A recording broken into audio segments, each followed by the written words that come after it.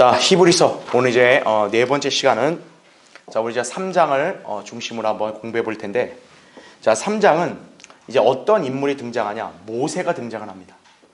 자, 지금 히브리서는 전체적인 맥락이 예수 그리스도를 다 비교를 하고 있어요. 그렇죠? 예. 천사와 비교를 했고 아담과 비교를 했고, 그 다음에 이제는 3장에서는 모세와 비교를 합니다. 그래서 3장은 예수 그리스도가 모세보다 더 월등하시다. 자, 이 점을 강조하고 있다는 얘기죠. 자, 그러면 왜 이 점을 얘기하느냐? 이거는 그냥 단순한 어떤 비교를 하기 위한 것이 아니라 예언적으로 중요한 의미를 가지기 때문에 그래요. 자, 모세가 있던 당시의 배경, 이스라엘 백성이 출애굽을 했죠. 광야 생활하죠. 자, 그게 그 옛날 그냥 역사적인 사건에 한정되는 게 아니라 이게 바로 미래에 앞으로 있을 일에 대한 하나의 모형이라는 얘기죠. 예. 그래서 그 당시에 유대인들을 지도했던 사람이 모세한 얘기했어요. 자, 이스라엘 백성의 실제적인 목자와 지도자는 예수 그리스도라고요. 그래서 지금 모세와 예수 그리스도를 비교하고 있는 거예요. 자, 여기에 이제 더해서 그래서 4장은 뭐가 나오냐면 여호수아가 등장을 하는 거예요. 왜 그러냐면 광야 생활 다음에는 여호수아가 안식의 땅으로 이스라엘 백성을 인도합니다. 이게 바로 예언적으로 어떤 의미를 가지냐? 대환란을 통과한 유대인들이 천년왕국의 안식으로 들어가는 것을 예표하기 때문에 그래요. 그렇기 때문에 4장에서 여호수아가 등장했다는 건 역시 또 누구와 비교하는 거예요? 여호수아와 예수 그리스도를 비교하는 거죠. 그렇죠. 그래서 예언적으로 중요한 의미를 가지니까 여기서 모세와 그 다음에 4장에서 여호수아가 등장을 하는 것이고, 또 그들이 있던 당대 그 이스라엘 백성의 역사는 이제 대환란 때 바로 환란 성도, 특히 유대인들이 처하게 될 그런 상황을 이렇게 예표하는 거란 얘기죠. 예. 자, 여러분이 그 점을 딱 유념해 두시고 오늘 이제 강의를 들으시면 됩니다. 자, 교환을 보세요. 출애굽의 여정은 예수 그리스도의 재림과 더불어 천년왕국의 안식의 땅으로 들어가는 미래의 사건의 모형이다. 제가 방금 설명드렸죠, 그렇죠? 예. 과거의 유대인들이 일정 기간 광야에서 시험을 받았죠. 자, 미래에도 역시 이들은 일정 기간 시험을 받을 것이다 이거죠. 당시 이스라엘을 이집트에서 데리고 나와 광야로 인도한 지도자 모세였죠. 자, 그래서 모세는 여러모로 예수 그리스도의 모형이 되는 선지자입니다. 예. 자, 그런데 중요한 점, 모세에 의해서 이집트에서 나온 사람들은 완악함에 의해서 거의 다 멸망을 했어요. 즉, 이제 우리가 히브리서 3장과 4장을 보면 알겠지만 바로 이들은 실패한 게 왜 그러냐? 이들은 그 하나님의 약속에 관한 믿음을 행위로 지키지를 못한 거예요. 즉, 광야라는 하나의 시험을 통과를 못한 겁니다. 그렇죠? 그 결국 탈락해버린 거죠. 그래서 여호수아, 칼렙 그리고 20세 이하의 어린 자녀들만 어때요? 가나안 땅, 즉 그 당시에 하나님이 약속한 안식으로 들어가게 된 거죠. 자, 바로 이 사건이 뭡니까? 대환란과 천년왕국을 예표한다는 점을 히브리서가 밝혀주고 있는 거예요. 그러면서 시험을 통과해야 할 환란 성도들을 향해 살아계신 하나님에게서 떨어지지 않도록 주의하라고 경고함으로써 믿음과 인내로 끝까지 견뎌야 구원받음을 말씀하고 있다는 얘기죠. 그래서 여러분이 잘 유의해야 될 게 뭐예요? 히브리서의 지금 이 3장과 4장은 교회 시대의 교리가 아니라는 거예요. 그래서 왜냐하면 바로 이스라엘 광야 생활에서의 행위를 예시로 들고 있다는 것 자체가 바로 무슨 구원이에요? 행위 구원이기 때문에 그런 거예요. 예. 그러니까 벌써 이 3장과 4장이 적용되는 대상이 완전히 다른 거죠. 이방인이 섞여 있는 교회가 아니라 이거는 철저하게 유대인이라는 얘기죠. 예. 그 점을 우리가 다시 한번 배울 수 있는 거죠. 자, 그럼 이제 우리가 3장을 볼 텐데요. 자, 거기 먼저 3장 1절부터 2절을 보겠습니다. 그러므로 하늘의 부르심에 참여하는 거룩한 형제들아, 우리의 고백하는 바 사도이며 대제사장이신 그리스도 예수를 깊이 생각하라 얘기하고 있죠. 자, 특이한 게 예수 그리스도를 사도라고 지칭을 합니다. 왜냐하면 사도란 뜻 자체가 뭐냐면 보내심을 받았다는 뜻이에요. 그러니까 여기서는 지금 예수 그리스도를 그냥 완전한 하나님으로서 이렇게 관점을 갖고 묘사하는 게 아니라 그분도 보내심을 받은 그런 한 일꾼으로서 지금 제시하고 있는 거예요. 그러니까 구약에서 위대한 일꾼이요 지도자인 모세와 그래서 비교를 하는 거죠. 자, 그래서 2절을 보세요. 그는 자기를 세우신 분께 신실하기를. 자, 잘 표시해야 될 게 뭐예요? 신실하다 그랬죠. 왜 하필 예수님을 모세와 비교했냐? 신실함인 거예요. 자, 어떤 신실함이냐? 보세요. 마치 모세가 그분의 온 집에서 한 것과 같이 하셨으니 이거죠. 그러니까 지금 예수님을 모세와 비교하는 기준이 뭐냐면 집에서 신실했다 이거예요. 집. 그럼 여러분은 여기서 이걸 이해하려면 무엇에 초점을 맞춰야 되냐? 여기 집이 무슨 집이냐 이거죠. 그렇죠? 두 번째는 이 집에서 어떻게 했길래 모세도 신실하다 그러고 예수 그리스도도 신실하다고 했는가? 그 점을 보면 되겠죠. 자, 그러면 거기 이제 밑에 우리 교환의 1번 밑에 괄호 1번 보세요. 자, 예수 그리스도와 모세를 비교했는데요. 자, 모세는 율법을 제시한 선지자입니다. 그렇죠? 그래서 유대인들에게는 모세는 정말 위대한 인물이에요. 왜냐하면 모세가 나타나기 전까지는 어땠어요? 이스라엘은 독립적인 어떤 민족이나 국가가 아니에요. 그냥 이집트의 한 노예에 불과했어요. 자, 물론 하나님이 하신 거지만 어쨌든 그 모세 한 사람의 지도자가 어때요? 이스라엘 민족을 이집트의 노예에서 아예 해방시켜버린 거죠. 오늘날의 이스라엘이라는 한 국가 민족을 태동하게 만든 지도자예요. 그리고 이스라엘 국가가 율법의 이런 규제를 받도록 그 율법을 가져다 준 인물도 누굽니까? 모세예요. 그러니까 모세는 이스라엘 역사에는 정말 영웅이에요. 그렇죠? 그래서 오죽하면 예수님이 초림 당시에도 그 유대인들은 늘 뭘 자랑하냐? 모세를 자랑하는 거예요. 심지어 예수님을 향해서도 네가 뭘 대단해? 우린 모세의 제자다. 막 이런 식인 거예요. 예. 그래서 그들이 자신들이 모세의 제자라는 걸 굉장히 자랑스러워했다는 얘기죠. 심지어는 이방 성읍에서도 모세를 전파하는 이들도 있었다는 거예요.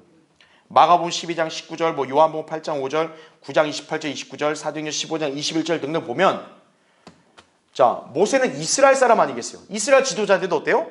이방인들한테 가서조차도 모세에 대해서도 막 증거한다 이거죠. 그만큼 유대인들에게는 모세가 자랑거리예요. 자, 그러면 하나님께서 왜 모세를 그렇게 들어 쓰셨냐면 괄호 2번 보세요. 바로 뭐로 삼으려고요? 예수 그리스도의 모형으로 삼으려고 들어 쓰셨다는 얘기죠. 그러니까 여러분은 모세를 어떻게 항상 인식해야 돼요? 예수 그리스도의 모형이 되는 인물이다. 자, 어떤 부분에서 모형인지 볼게요. 동그라미 1번. 일단 이방인들로부터 이스라엘을 구원한 민족적인 구원자죠. 모세가. 아까 제가 설명한 그거죠. 당시에는 이방인의 상징이 뭡니까? 이집트입니다. 그 이집트로부터 이스라엘을 이렇게 데리고 나왔잖아요. 그 다음에 동그라미 2번. 자, 이것도 예언적으로 중요하죠. 광야에서 어때요? 이스라엘 백성에게 빵을 어떻게 보면 제공했죠. 그렇죠. 만나죠. 예. 자, 근데 이스라엘 백성을 배부르게 먹였던 그 만나, 그게 바로 예수 그리스도께서 5,000명을 먹이신 그 빵의 모형이 되는 거죠. 그리고 이스라엘 백성, 나아가 앞으로 모든 그런 믿는 사람들을 영원히 배고프지 않게 하는 생명의 빵이 되시는 거죠. 그분 자체가. 그렇죠. 그게 요한복음 6장 거기 32절, 33절, 35절에 나온 거죠. 내가 너희에게 말하노니 모세가 하늘에서 그 빵을 내려 너희에게 준 것이 아니라 나의 아버지께서 하늘에서 참된 빵을 내려 너희에게 주시나니 이는 하나님의 빵은 하늘에서 내려와 세상에 생명을 주는 분이기 때문이라 내가 생명의 빵이니라 이렇게 나오죠. 예. 그러니까 신약적인 의미로 본다면 어때요? 사실은 모세가 그 빵을 내려준 게 아니라 사실 하나님이 내려준 거다 이거예요. 그러나 이스라엘 백성의 안목으로 본다면 어떻게 했어요? 그들의 시선에서는 모세가 준 거예요. 그렇죠. 예. 그러니까 모세가 하나의 모형이 되는 거죠. 그 다음 동그라미 3번. 이게 가장 중요하죠. 자, 예수님께서는 모세와 같은 선지자로 제시가 되셨죠. 예. 자, 거기 신명기 18장 15절 18절에 주 너의 하나님께서 내 가운데로부터 내 형제들 가운데서 잘 표시해 주세요. 누구요? 나와 같은 한 선지자 이거죠. 예수 그리스도는 단순한 선지자가 아니라 누구와 같은 선지자? 모세와 같은 선지자라는 거예요. 그러니까 여러분이 보셔야 될 게 모세의 위상이 이렇게 대단하구나 볼 수 있는 거죠. 자, 그래서 그 선지자를 일으키면 어떻게 하래요? 너희는 그에게 어떻게 하라? 경청할지니라. 네. 이게 어떻게 보면 어떤 의미를 가지냐면, 당시 이스라엘 백성은 모세의 말에 예 없이 다 경청을 했구나. 그걸 우리가 볼 수 있는 거죠. 네. 그래서 내가 그들의 형제들 가운데서 너와 같은 한 선지자를 그들에게 일으켜서, 자, 중요한 게 모세와 같은 선지자가 일어나면 어때요? 특징이 하나님의 말씀들이 그의 입에 있구나. 여기 나오죠. 그래서 내가 그에게 명령할 모든 것을 그들에게 말하리라. 그래서 예수 그리스도가 이 땅에 오셨을 때 어때요? 이스라엘 온 백성에게 하나님의 말씀들을 선포한 거죠. 왜냐? 일찍이 모세를 통해 약속했잖아요. 모세 같은 선지자에게 그 입에다가 말들을 두겠다고. 네. 그러니까 예수 그리스도가 전파하는 그 말씀은 하나님의 말씀들이다. 이걸 알 수 있는 거죠. 그 다음 동그라미 4번. 이것도 예언적으로 중요한 의미를 갖죠. 모세가 바위를 쳐서 이스라엘 백성에게 생수를 줬죠. 자, 목말라던 이스라엘 백성의 갈증을 해소하는 물을 어쨌든 모세가 바위를 쳐서 준 거예요. 자, 마찬가지로 이제 이스라엘 백성과 모든 죄인들의 영적인 갈증을 해소할 생명수를 주시는 분은 누구예요? 예수 그리스도란 얘기죠. 예. 자, 그 예수 그리스도가 또 누굽니까? 반석이죠. 모세가 물을 어디에서 나게 했어요? 반석에서 나게 했습니다. 그 반석이 바로 예수 그리스도가 또 되는 거죠. 그렇죠? 예. 그래서 그게 고린도서 10장 4절에서 그 반석이 그리스도라고 바울이 또 증거를 하죠. 자, 다음 페이지 넘겨보십시오. 자, 그러면 우리가 이것만 보면 모세가 예수님의 모형이다. 그러면 인간적인 견지로 보면 모세와 예수 그리스도가 동등하냐? 그게 아니라는 거예요. 인간적인 견지로 봐도 예수님은 모세보다 더 월등하다고 지금 히브리서 기자가 설명하는 거예요. 자, 거기 3절을 보세요.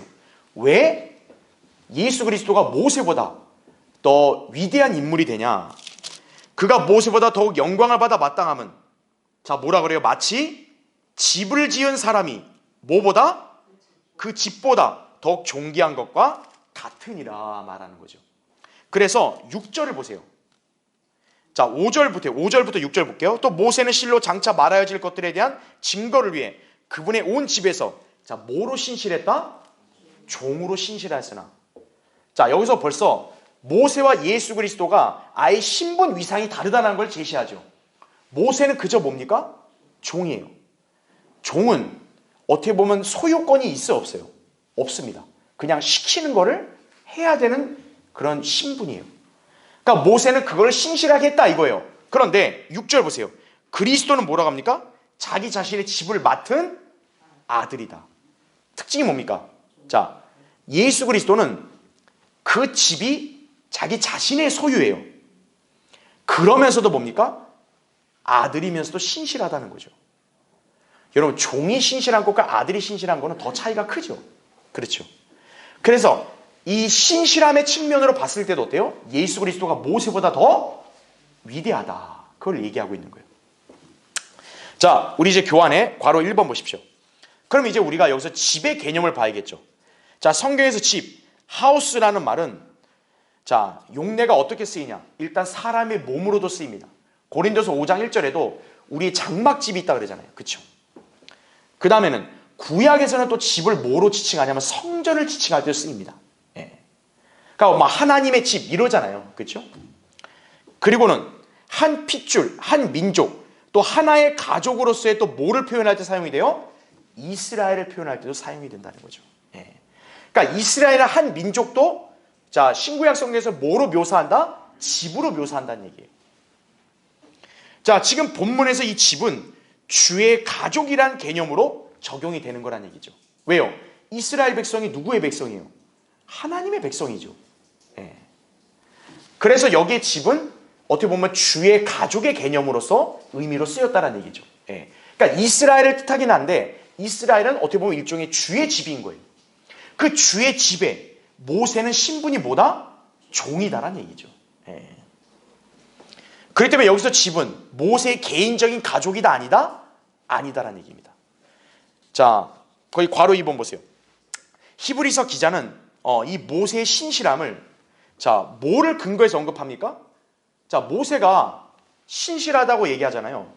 그럼 우리가 그걸 보면 모세는 참 완전 무결하다? 약간 이런 느낌을 받을 수도 있어요. 그렇죠? 자, 근데 그러면 모세가 어떤 부분에서 이렇게 온전하게 잘했냐면, 여러분 하나님께서 모세에게는 가장 중요한 걸 뭘 시켰냐면, 일단 율법을 백성에게 전달하는 거. 자, 거기다 더 중요한 게 뭐냐면, 이스라엘 백성은 하나님을 섬겨야죠. 하나님을 섬기려면 뭐가 있어야 돼요? 성막이 있어야 됩니다. 장소가 있어야 돼요. 자, 하나님은 그 이스라엘 백성이 섬겨야 될 그 장소를 누구에게 계시해 줬습니까? 모세에게 계시해 줬죠. 모세는 하나님께서 보여주신 그 모양을 따라서 어때요? 백성에게 성막을 만들었죠. 자, 그 일을 하는 데 있어서 모세는 못했습니까? 잘했습니까? 잘했죠. 하나님이 명령한 대로 했죠. 거기다 자기 의견을 덧붙이지 않았어요. 아이, 성막, 하나님은 그렇게 보여준데 내 생각에는 성막을 요걸 좀 요렇게 바꾸고 이렇게 안 했다는 거죠. 하나님이 보여준 대로 그대로 했어요. 율법도 하나님 이거 좀 고치면 안 돼요? 이거 좀 내가 볼 때는 이렇게 안 했다는 거죠. 그대로 어때요? 전달했죠. 바로 그 점에 있어서 어떻다는 거예요? 신실했다는 얘기예요. 모세는. 예. 그래서 거기 밑줄 친 거 보세요. 모세는 주인의 집을 맡은 종으로서 하나님의 집, 곧 이스라엘 집에서 신실하게 섬겼던 일꾼이었다라는 얘기죠. 예. 그런 면에서 지금 여기서는 모세가 신실했다고 얘기를 하는 겁니다. 자, 그럼 이제 괄호 3번 보세요. 자, 왜 제가 이걸 엄격하게 구분하냐면은, 여러분이 여기서 모세라는 한 인물에만 초점을 맞추면은 이 성경이 잘못하면 틀리게 돼요. 왜? 모세는 신실하다 그랬으면 아까 얘기했잖아요. 뭔가 흠이 없다는 얘기잖아요. 그런데 괄호 3번 보세요. 모세가 과연 흠이 없었던 인물이냐? 그게 아니라는 거죠. 일단 첫째, 여기 집을 모세 만약 개인의 가족에다가 적용시켜 보세요. 그럼 모세는 자기 개인의 가족에게 신실했냐? 그렇지가 않습니다. 또 주의 가족에 대해서도 항상 신실했냐? 그렇지도 않습니다. 그래서 제가 아까 딱 엄격하게 구분했죠. 모세가 신실하다는 건 오직 뭡니까? 율법을 전달하고 성막을 만들고 하나님 말씀을 백성에게 전하는 그 일엔 신실했지만, 하나님이 그 외 다른 일을 시킨 거에 대해서는 다 신실했다 아니다? 아니었다라는 얘기죠. 그 예를 제가 밑에 두 가지 예를 제시한 거예요. 자, 출애굽기 4장에는 이 내용이 뭐냐면, 자, 모세가 왜 자기 가족한테 신실하지 못했냐면 자기 아들한테 할례 주는 것도 깜빡한 거예요. 이스라엘 백성 어때요? 사내 아이가 나면 8일 만에 반드시 뭘 줘야 됩니다. 할례를 줘야 돼요. 할례 안 주면 어떻게 돼요? 죽입니다. 그리고 출애굽기 4장에 보면은 이제 여관에서 이제 모세가 이제 아들을 안았단 말이에요. 그 아들이 지금 8일째가 됐는데 할례를 안 주니까 하나님이 죽이려고 그런 거예요. 그래서 거기 아내인 시포라가 예리한 돌을 취해서 아들의 그 포피를 베어서 가까스로 할례를 줍니다. 그러니까 자칫하면 어때요? 모세가 자기 아들이 죽을 뻔한 거예요. 그러니까 지금 이 아내가 모세한테 뭐라고 따지냐면, 당신은 정말 피 흘리는 남편이라고 이렇게 따지는 거죠. 자, 이 점만 봐도 어때요? 모세가 하나님의 백성을 이끄는 영적 지도자 역할은 잘했지만 정작 자기 가족한테 어때요? 신실하지 못해서 자칫하면 아들을 잃을 뻔한 거죠. 할례 주는 거 가장 기본적인 거 아니에요? 가장 기본적인 것도 지금 못 지킨 거예요. 어떻게 보면. 그렇죠?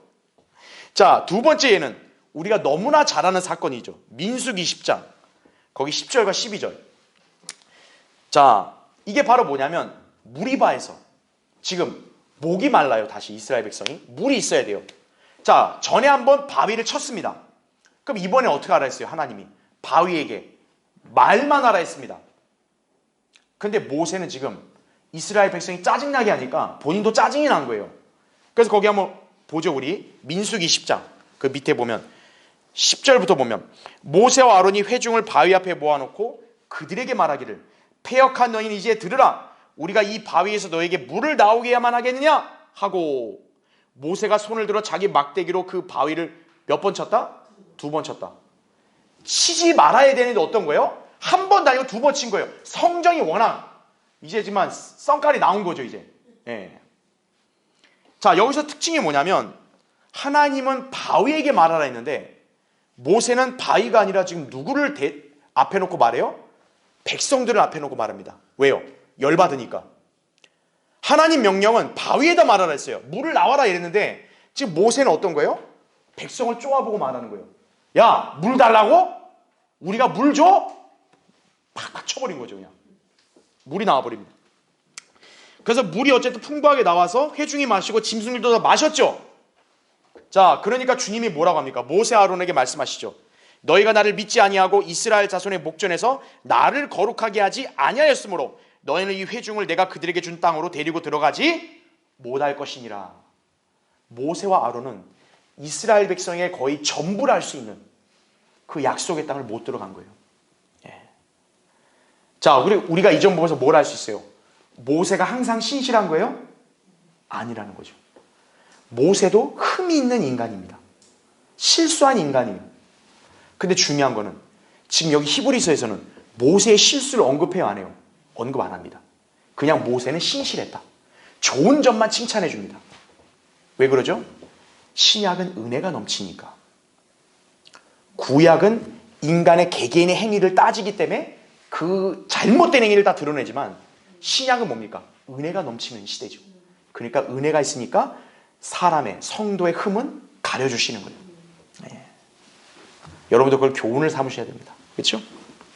자, 어찌되었든 모세는 완전 무결한 인물이 아니었다라는 사실이에요. 그래서 괄호 4번 보세요. 이것이 바로 왜 예수 그리스도께서 모세보다 더 월등하신지를 보여주는 거다 이거죠. 자, 예수 그리스도는 어떤 분이세요? 완전 무결한 분이시죠. 그렇죠?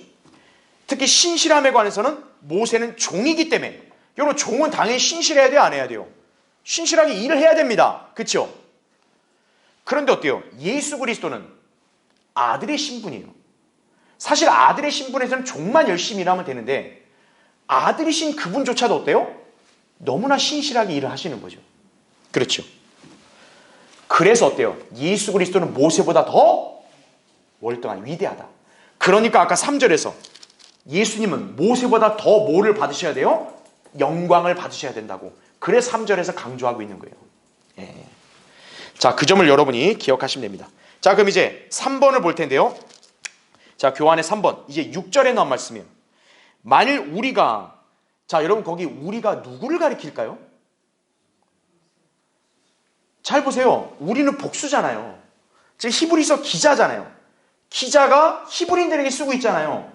그럼 여기서 기자하고 그 히브리인들을 다 통칭해서 우리라고 하는 거죠. 그렇죠? 그럼 보세요. 만일 우리가 확신과 소망의 기쁨을 거기 잘 표시해 주세요. 어떻게 하면? 끝까지 굳게 붙들면, 이게 바로 행위 구원이죠. 우리가 그의 뭐다? 집이라 이거죠. 자, 하나님의 집에 어떻게 속한다는 거예요? 어떻게 하면? 끝까지 붙들면. 자, 그러니까 이 행위 구원을 갖고 또 이 감리교, 성결교, 뭐 은사주의부터 해서 다 이걸 갖다 붙이는 거예요, 또. 그래서 제가 딱 구분할 수 있게 아까 설명한 거예요. 여기서 우리가 누굴 가리켜요? 환난 성도들, 특히 히브리인 환난 성도들을 가리키는 거예요. 그래서 환난 성도들의 구원이 뭐와 연관되어 있음을 보여주는 거예요? 행위와 연관되어 있음을 보여주는 거란 얘기죠. 자, 그래서 괄호 1번 보십시오. 자, 모든 시대마다 은혜로 구원받는다고 주장하는 부류가 있어요. 진짜 이게 덜 떨어진 사람들이죠. 신약이든 구약이든 다 은혜로 구원받는데요. 전부 다. 그런 사람들은 이 체계가 여기서 무너지죠. 왜? 여기서는 뭐라고 얘기합니까? 끝까지 붙들라고 얘기하죠. 자, 첫 번째는 끝까지 붙들어야 된다. 그럼 두 번째는 그 다음 뭐라고 해요? 그렇게 되면 우리가 뭐가 된대요? 집이 이렇게 된다 그러죠. 자, 잠깐 한번 보세요. 여기 히브리서에서 끝이라는 단어가 유독 많이 나옵니다. 그렇죠? 그럼 이거는 제가 저번에도 설명드렸죠. 이 끝은 개인의 인생의 끝이 아니에요. 그렇죠? 바로 히브리서의 끝은 일정 기간의 끝을 가리킵니다. 히브리서는 뭡니까? 다가올, 오는 세상 이전에 바로 그 지점, 마지막 때를 가리킨다 그랬죠. 그러니까 여기의 끝은 마지막을 얘기하는 거죠. 그렇죠? 예. 자, 잘 보세요. 끝까지 어떻게 하래요? 굳게 붙들라는 거죠. 이거 벌써 성격이 뭡니까? 행위예요. 행위 구원이라고요. 그러니까 이건 벌써 어때요? 바울 서신에서 계시된 은혜의 복음을 통해서 은혜로 구원받는 그거나 완전히 다른 거죠. 그렇죠? 그럼 이거를 여러분이 그냥 애써 무시하고 그래도 은혜로 구원받을 거야 이렇게 얘기해요? 아니란 말이에요. 두 번째, 끝까지 굳게 붙들면 마침내 뭐가 된대요? 집이 된대요. 즉 여기 집은 하나님의 가족이잖아요. 하나님의 가족에 속한다. 이게 말이 됩니까 안 됩니까? 신약 시대의 교리는 말이 안 되는 거죠. 왜요? 잘 보세요. 이거는 이제 왜 교회 시대가 안 되냐면, 교회가 왜 안 되냐? 첫째, 교회는 은혜로 구원받아요. 이 은혜는 행함 필요 없습니다. 두 번째는 교회는 이미 뭐예요? 그리스도의 몸의 지체입니다.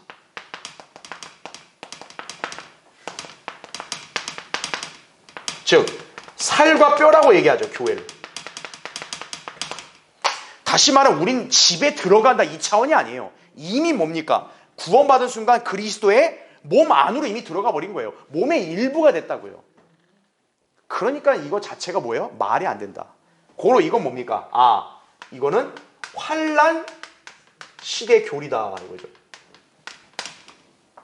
그래서 여기 우리도 뭐예요? 교회 성도를 얘기하는 게 아니라 환난 성도들을 가리키는 거다. 그렇게 여러분이 이해하셔야 한다는 얘기죠. 그러니까 이제 감이 오시죠, 그렇죠? 포인트를 잘 잡아야 돼요. 첫째, 교회는 은혜로 구원받기 때문에 끝까지 굳게 붙는다는 말은 성립이 안 되고, 두 번째, 우리는 뭐 집에 들어가는 게 아니라 이미 뭐예요? 그리스도의 한 몸 안으로 이미 들어가 버렸기 때문에 아예 성립이 안 된다. 그렇게 이해하시면 되죠. 그래서 이 구절은 교회 시대 교리가 아니다 이거죠. 대환란 때 구원과 관련된 교리를 설명하고 있는 것이다. 대환란 기간에는 하나님의 집, 즉 하나님의 가족이죠. 이 가족의 구성원이 되기 위해서는 어떻게 해야 된다?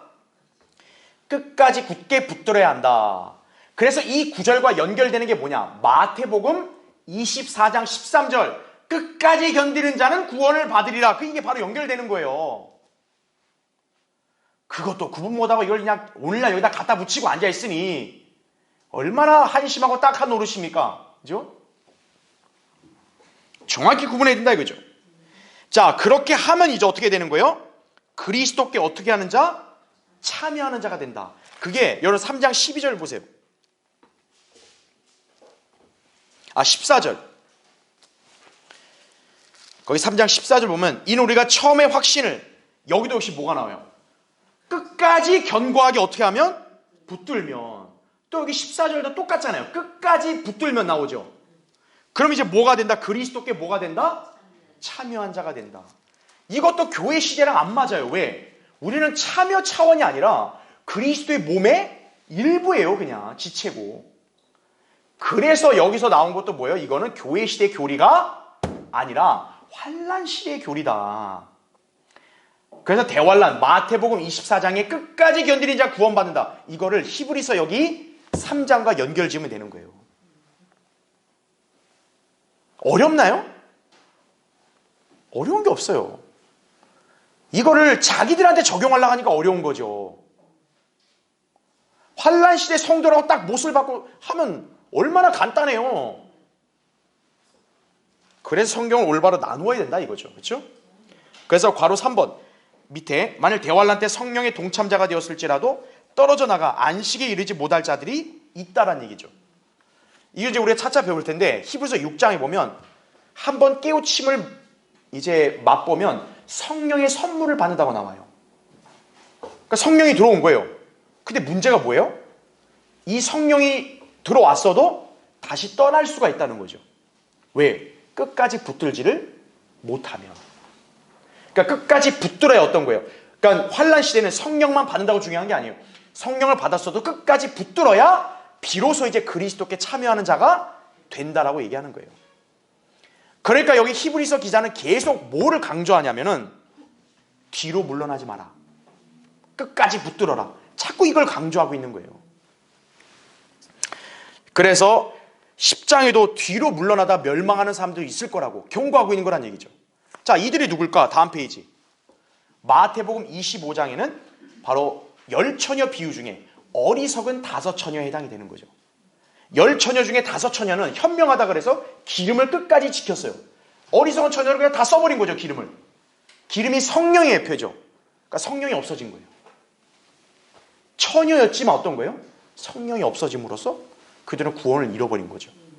그게 지금 히브리서에서 얘기하는 뭡니까? 뒤로 물러난 자들, 끝까지 붙들지를 못한 자들이다. 결국 그렇게 끝까지 붙들지 못하면 지옥에 가는 거란 얘기죠. 그러니까 교회 시대 성도와는 다른 거죠. 그렇죠? 자, 그래서 여러분이 그 점을 기억하셔야 합니다. 자, 그럼 이제 우리 5번째. 자, 이제 3장 후반부인데 왕국이 임하기 직전 마지막 날들, 즉 대환란을 위한 경고다 이거죠. 아까 제가 처음 설명한 것과 같은 맥락이에요. 즉 모세가 있던 시대 배경이 뭐예요? 광야 생활이죠. 그 광야 생활이 뭐라는 거죠? 대환란의 예표라는 것을 여기서 지금 계시해 주는 거예요. 그러니까 성령님이 괜히 여기서 대환란 마지막 날 얘기하는 게 아니에요. 모세 얘기했다가. 자, 보십시오. 모세의 인도로 출애굽하여 약속의 땅에 들어가기까지 광야에서 보낸 40년의 기간, 미래의 천년왕국에 들어가기 전에 일정 기간에 대한 모형이다라는 얘기죠. 그래서 여기 히브리서 기자가 어떤 단어를 등장시키냐면 오늘을 등장시키는 거예요. 오늘. 그게 거기 7절 보세요. 그러므로 성령께서 말씀하시기를 뭐라고 해요? 오늘 너희가 그 음성을 듣거든 나오죠. 오늘. 왜 오늘이라 말하냐 이거예요. 왜? 광야 생활 이미 지났잖아요. 근데 오늘이라는 현재를 다시 집어넣은 이유가 뭐겠어요? 과거의 광야 생활 이게 한 번으로 끝이 아니라 앞으로 미래의 너네 히브리인들이 다시 또 그 당시에 니네 조상들이 들었던 것처럼 하나님 말씀을 다시 듣게 된다는 거죠. 그러면 뭐예요? 너희들이 만약 그렇게 되면 니네 조상들처럼 고집부리고 까불지 말라는 거죠. 쉽게 말하면. 까불다가 멸망했잖아요. 니들은 그러지 마라. 지금 이 얘기하고 있는 거예요. 자, 그래서 이들은 조상들이 광야에서 시험을 받았던 것처럼 강력한 미혹과 시험을 받게 될 것이다라는 얘기죠. 그런데 히브리서 저자인 바울이 어때요? 그 시험의 기간을 어떻게 하라? 견뎌내라. 이렇게 지금 권면하는 거예요. 왜? 견뎌내면 어떻게 되는 거예요? 자, 광야 생활 잘 견딘 사람들은 어디로 갔어요? 가나안 땅, 안식으로 들어갔죠. 마찬가지로 환란 때 히브리인들이 잘 견디면 천년 왕국에 안식으로 들어간다고 지금 얘기하고 있는 거예요. 여러분, 가나안 땅 안식이 더 좋아요? 천년왕국 안식이 더 좋아요? 훨씬 좋죠. 그게 더 큰 안식이라고 얘기하는 거예요. 그래서 자, 이제 그러면 1번 보겠습니다. 아까 우리 7절 읽었죠? 오늘 너희가 그 음성을 듣거든 경노의 때에 뭐라고 합니까? 곧 광야에서의 무슨 날? 시험의 날과 같이 너희 마음들을 완악하게 하지 말라 얘기하는 거예요. 왜 광야 생활을 여기서 제시하냐 이거예요. 그게 바로 하나의 모형이 되니까 그러는 거예요. 환란 때 히브리인들은 과거에 출애굽하여 광야 생활했던 유대인들과 동일한 상황에 처했음을 언급하고 있다라는 얘기죠. 그래서 요한계시록에 보면 자, 적그리스도의 박해로부터 피해서 이스라엘이 어디로 간다고 나와요? 광야로 들어간다고 나오는 거예요. 그래서 즉 출애굽해서 광야 생활했던 조상들의 그런 생활이 반복이 되는 거예요. 다시. 특히나 환란 때 광야 생활은 더 중요하죠. 왜? 그 광야 생활 똑바로 못하면 적그리스도에게 당장 잡혀 당할 수도 있고 아니면은 굴복해버릴 수도 있는 거죠. 그럼 구원을 잃어버리는 거죠. 자, 괄호 1번 보십시오. 광야 생활했던 유대인들 당시 마음이 완악하여 하나님을 시험을 했습니다. 9절에 나온 말씀이 그거예요. 그러니까 조상들의 역사를 다시금 되새기게 하는 거예요. 너 조상들은 왜 실패했냐? 광야 생활할 때 하나님을 시험했다는 거죠. 하나님 시험 많이 했죠. 뭐 하나님이 뭐 광야에서 뭐 우리를 먹일 수 있겠냐는 식으로 막 그런 식으로 얘기하고, 아 하나님이 우리를 이집트에서 이렇게 데려와서 우리를 죽이려고 그랬다고 막 이런 식으로 불평하고 시험했다는 거죠. 자, 결정적인 건 뭡니까? 이들이 결정적으로 광야에서 다 죽임당한 이유는 뭐예요? 카데스바네아 사건 때문에 그래요. 카데스바네아 사건이 뭐예요? 정탐꾼을 보냈어요. 약속의 땅을 정탐했어요. 나와서 결과 보고 어떻게 합니까? 12명이 갔는데 그 중에 10명이 뭐예요? 가면 죽는다. 하나님 우리 죽이려고 여기 데려왔나 봐. 이거예요. 실패했죠, 그 시험. 그래서 하나님이 어떻게 합니까? 그들 대다수, 그 10명의 정탐꾼을 따랐던 대다수들을 다 어때요? 광야에서 다 죽게 내버려 두신 거죠. 니들은 안식 못 들어간다 이거죠. 실패한 거죠.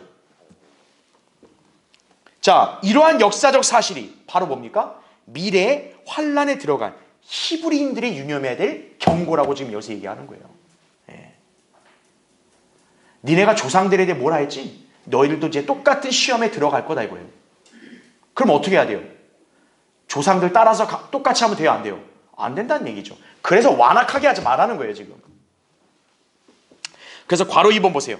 그래서 히브리서는 장차 대환란의 시험에 처할 히브리인들을 향해 아무도 믿음 없는 악한 마음으로 살아계신 하나님에게서 떨어지지 않도록 주의하라 이렇게 경고한 거예요. 그래서 자, 그래서 동그라미 1번 보세요.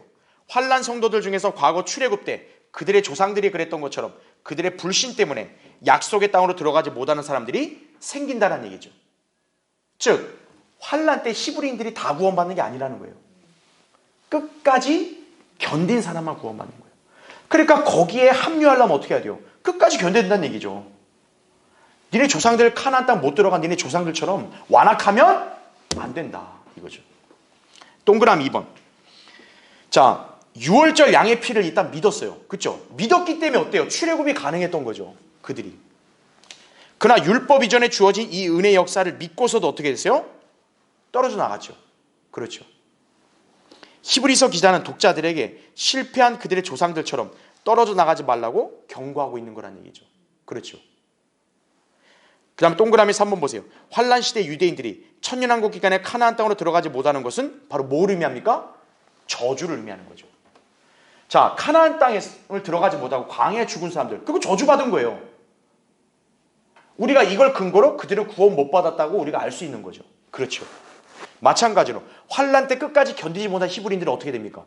구원을 못 받는 거예요. 저주받는 거예요. 예. 이에 관해 본문이 그래서 뭐라고 묘사하는 거예요? 그게 뭐와 똑같다? 살아계신 하나님에게서 떨어져 나가는 것과 똑같다는 거예요. 예. 그러니까 이건 교리적으로 환란 시대 유대인들에게 해당되는 말씀이라고 우리가 그걸 정확하게 적용을 해야 된다는 얘기죠. 우리는 하나님에게서 떨어질 이유가 있어 없어요? 없어요. 예수님의 몸의 일부가 되는데 어떻게 떨어져 나가요? 그러니까 이거 자체가 벌써 히브리인들에게 해당이 된다. 그렇게 볼 수 있는 거죠. 그래서 2번 보세요. 오직 오늘이라 부르는 동안 매일 서로 권면하여 너희 중 아무도 죄의 속임수에 빠져 완악하게 되는 일이 없도록 하라. 이렇게 얘기하죠. 여러분 이게 속임수가 뭐겠어요? 대환란 때는 미혹이 많다는 거죠. 특히나 대환란 때 회유가 심하겠죠. 왜? 고통이 심하니까. 이제 그만해. 야, 고집 그만 부리고 그냥 여기 와서 이렇게 적그리스도 표 받고 이렇게 또 숫자도 받고 그리고 이렇게 지내자고 적그리스도에 경배하면 되잖아. 먹고 사는데 지장 없잖아. 얼마나 회유가 심하겠어요? 그렇죠? 자, 괄호 1번 보세요. 소위 일반 교회들이 가르치는 주기도문이 뭡니까? 아버지의 왕국이 뭐예요? 임하오시며. 왜 이 기도를 하겠어요? 적그리스도가 장악하고 있는 세상 왕국에 어때요? 유대인들이 발붙이고 살 수 있어 없어요? 없어요. 자기들이 살려면 어떻게 해야 돼요? 아버지의 왕국이 임해야 되는 거예요. 그걸 기도하는 거란 얘기죠. 그 다음에 마태복음 6장 13절에는 또 어떤 기도를 해요? 우리를 시험에 들게 하지 않게 하옵시고. 왜 시험이라는 얘기를 하겠어요? 바로 미혹이 심하니까. 회유가 너무 심하니까. 그 다음 어떻게 합니까? 악에서 어떻게 해요? 구하여 주옵소서. 여기서 악은 특정한 인물을 칭하는 거죠. 바로 적그리스도를 얘기하는 거죠. 예. 바로 그걸 얘기하는 거죠. 그래서 아하, 광야 생활과 천년왕국, 아주 카나안 땅, 이게 바로 대환란과 천년왕국이다. 이렇게 이해할 수 있는 거죠. 그리고 초림 당시도 뭡니까? 왕국이 임할 수 있는 마지막 날이었던 거죠. 그래서 괄호 2번 보세요. 초림 때 예수님이 어떤 복음을 전파했어요? 천국 복음.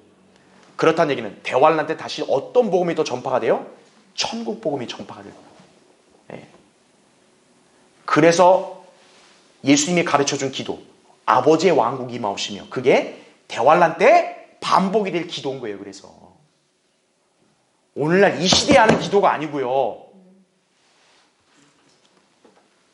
그 다음 괄호 3번. 자, 천국 복음이 전파되면 역시 뭐가 등장하죠? 표적, 이적이 등장하는 거예요. 그게 마가복음 16장 거기 17, 18절 나오는 거죠. 믿는 자들이 이러한 표적들이 따르니 내 이름으로 그들이 뭐를 쫓아내요? 마귀들을 쫓아내고 또 뭐를 말한다? 새 방언들로 말한다. 지금 방언한다고 헛소리하면 안 된다는 거예요. 그들은 뱀들을 집을 것이라고 그랬죠. 내가 방언한 사람들에게 묻고 싶어요. 그럼 여기 나온 뱀들도 집어야죠. 방언하면. 그건 안 해요. 마귀 쫓아내고 방언하는데 뱀들은 안 집어요. 하나님의 일을 시험하면 안 됩니다. 또 이런 소리하고. 그리고 지적만 하면. 얼마나 웃기는 소리입니까 그게. 그렇죠? 또 나오죠. 어떤 독을 마실지라도 해를 입지 않을 것이다. 독국물 좀 한번 마셔보라 이거예요. 이것도 안 해요. 하나님의 종을 시험하지 마세요. 이런 소리하고. 근데 뒤에 보세요. 병자에게 안수하면 어때요? 회복되래. 또 이거를 갖다 쓰는 거야. 병자에게 안수해서 나았다고. 얼마나 아전인수격입니까? 자기 식대로 성경을 갖다 붙이고. 그렇죠? 예. 자, 그 다음에 괄호 4번 보세요. 출애굽 당시 이집트에 재앙이 내려졌죠. 이게 역시 어떻습니까? 대환란 때 다시 반복될 거란 얘기죠. 그래서 모세와 예수 그리스도의 비교는 예사롭지가 않은 거예요. 그렇죠? 그래서 여러분 그 출애굽기 나중에 읽어보시면 알겠지만 이집트에 내린 10가지 재앙이 있죠. 그게 계시록에 보면 대환란 때 이 세상에 내릴 재앙과 거의 다 일치가 됩니다. 예. 반복이 되는 거죠. 그 다음에 괄호 5번. 광야에서 초자연적인 방법으로 부양을 받게 될 것이라는 얘기죠. 자, 이스라엘 백성 광야 생활할 때 여러분 광야는 아무것도 있어 없어요? 없죠. 그때 하나님이 하늘에서 뭐를 내렸습니까? 만나를 내렸죠. 부양은 하셨죠. 대환란 때 역시 어때요? 똑같이 만나가 내려질 거란 얘기죠. 부양하신다는 얘기죠. 그게 계시록 12장 6절 14절에 나온 거죠. 그 여인이 어디로 도망했다 그래요? 광야로 도망하였는데 나오죠. 그녀를 어떻게 하도록 하나님께서 부양하도록 마련하신 곳이다. 그래서 한때, 두때, 반때 총 몇 년이에요? 3년 반이 된 거죠. 그냥 괄호 6번. 자, 대환란 때 특이한 사항. 구약의 모세 율법이 다시 어때요? 효력을 발휘하는 거예요. 왜입니까? 대환란은 유대인을 위한 고난이기 때문에 유대인에게 적용되는 경륜이 다시 회복돼야 되겠죠. 그래서 율법이 다시 등장하는 거예요. 대환란 때는. 그래서 말라기 4장 4절에 나온 대로 내 종 모세 율법을 기억하라. 재림을 앞둔 그 유대인들이 유념해야 될 말씀을 한 거죠. 구원을 위해서는 믿음과 행위 두 가지가 모두 요구될 것이다 이거죠. 그게 계시록 15장 3절, 12장 17절, 14장 12절 다 보면 계명을 지키는 게 나온다는 거죠. 그걸 모세의 노래라고 얘기하는 거예요. 그래서 괄호 7번. 끝까지 견디는 자들은 그리스도의 참여자들이 되어 그들의 조상들의 약속하신 팔레스타인 땅을 유업으로 받을 것이다. 이 점이죠. 자, 그래서 마지막 3번. 14절에 인 우리가 처음에 확신을 끝까지 견고하게 붙들면 그리스도께 참여한 자가 되기 때문이라. 이렇게 나오죠. 자, 여기 히브리서 3장에 보면은 여러분 마지막 거기 16절 보세요. 이는 어떤 자들이 말씀을 들을 때 경록해 하였습니다. 그러나 잘 보세요. 모세에 의하여 이집트에서 나온 모든 사람이 그리한 것은 아니하였느니라. 또 하나님께서 40년 동안 누구에게 노여하셨느냐? 범죄하여 그들의 시체가 광야에 쓰러진 자들에게서가 아니냐 이렇게 나오죠. 즉 이해하기 쉽죠. 광야에서 결국 불순종해서 죽은 사람들, 하나님이 노여하신 사람들이니까 죽은 거죠. 그런데 16절 보니까 모든 사람이 그런 것이 아니라고 얘기하죠. 자, 우리 성경은 정확히 표현했어요. 왜? 여호수아, 칼렙 이런 사람들은 결국 안식이 땅 들어갔잖아요. 근데 개역 성경은 이게 어떻게 돼 있냐? 이렇게 변개돼 있어요. 모세를 쫓아 이집트에서 나온 모든 사람이 다 하나님의 경로를 받았다. 이렇게 돼 있다고. 그럼 맞아요, 틀려요? 틀리죠. 여호수아, 칼렙은 안 맞았는데. 개역 성경은 그렇게 변개가 돼 있는 거예요. 네. 그러니까 왜 우리가 바른 성경이 중요한지 아시겠죠, 그렇죠? 자, 그래서 우리가 오늘 이 시간에 모세, 바로 이 모세가 신실함에 있어서 예수 그리스도와 비교됐지만 예수 그리스도가 훨씬 월등하시다. 모세는 단지 예표에 불과했다. 그렇게 여러분 이해하시면 되겠습니다.